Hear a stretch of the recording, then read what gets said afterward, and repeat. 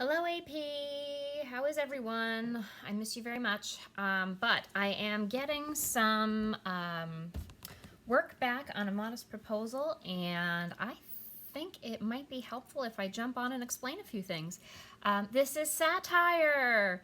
Satire, please, please, please understand that a modest proposal is satire. It is not a serious proposal. Jonathan Swift is not actually proposing we eat children. No. This is satire.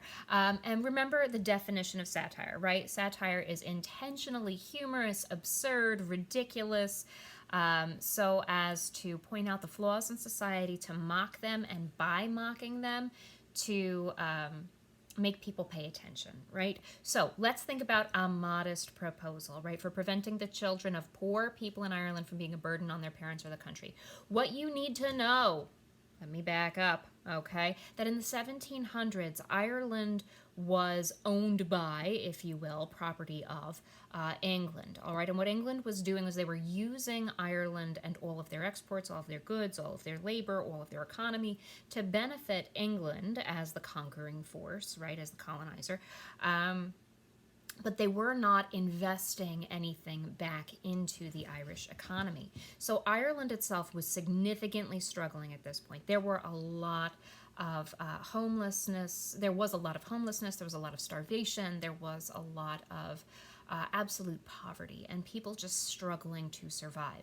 Jonathan Swift, as person, as an author, was born to English parents. He was born of the English nobility, but was born in Ireland and was raised in Ireland. Thus, he felt a particular connection to the Irish people and saw their plight and realized how terrible things were for the people of Ireland and how England was doing nothing really to help them at all. Much of the land in Ireland, much of the estates in Ireland were owned by English nobility, but those landlords, the people who owned the land and the people to whom the Irish tenants were paying rent, wouldn't come to Ireland. So here are the Irish peasants, if you will, the farmers, the people who are working the land, trying to survive through droughts, through famine, through all kinds of problems, sending their money out of the country to these landlords who never showed up, who never came around, just for the privilege of working the land and perhaps the ability to survive and live there. And the English were doing nothing to help them. Now, Jonathan Swift, as an adult, was a famous satirist. He wrote many, many satirical things, including Gulliver's Travels, which is all political commentary. But Swift got very angry. He actually went to Parliament in England and raised objections. He actually raised all kinds of legitimate plans to help the people of Ireland, and the British basically laughed at him. So in response, fine. You don't want to listen to my genuine and good ideas on how to fix these problems and save these people? Maybe you'll listen to this proposal, this modest proposal.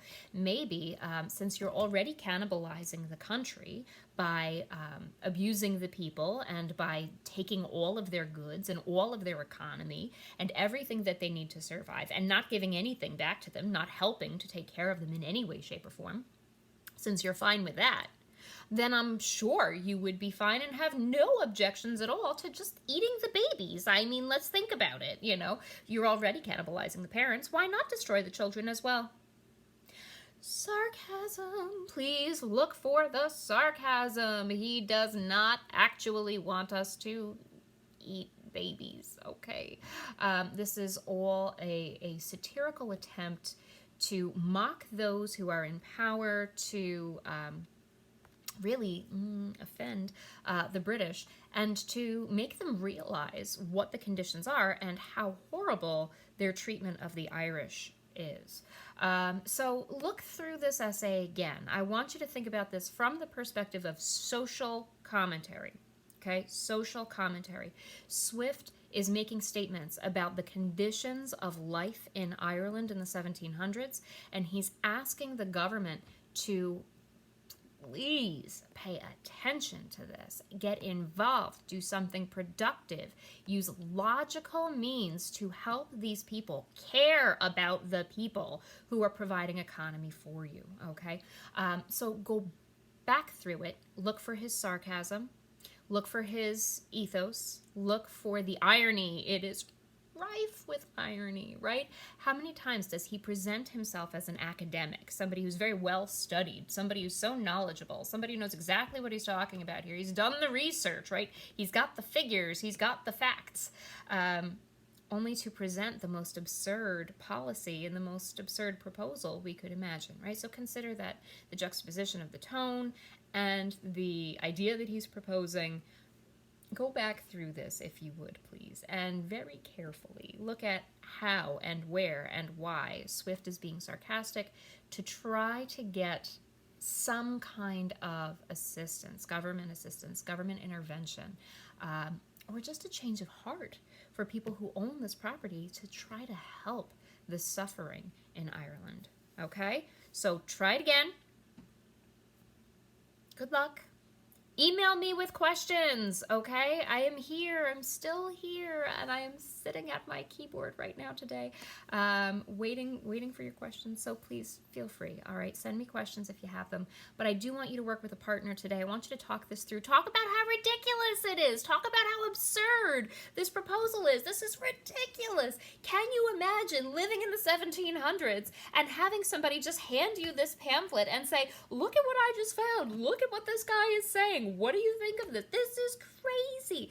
This is every Onion article ever written, okay? This is political commentary. It's satire. It's meant to make people go, "What is wrong with this guy? This is disgusting. This is crazy." But then simultaneously to think, oh man, things are really, really bad there. Maybe we should actually pay attention and do something, okay? Get it? Email me if you have questions. Bye.